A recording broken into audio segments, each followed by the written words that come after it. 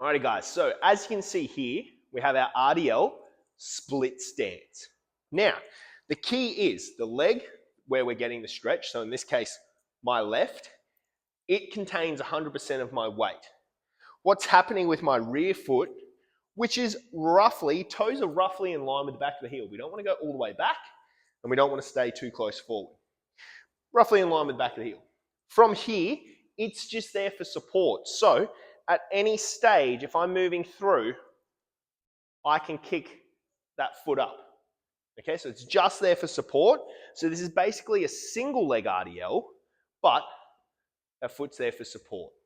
Okay, with all RDLs, make sure as we come down, we push those hips back, that chest stays flat. As soon as you feel stretch in that hamstring, come up.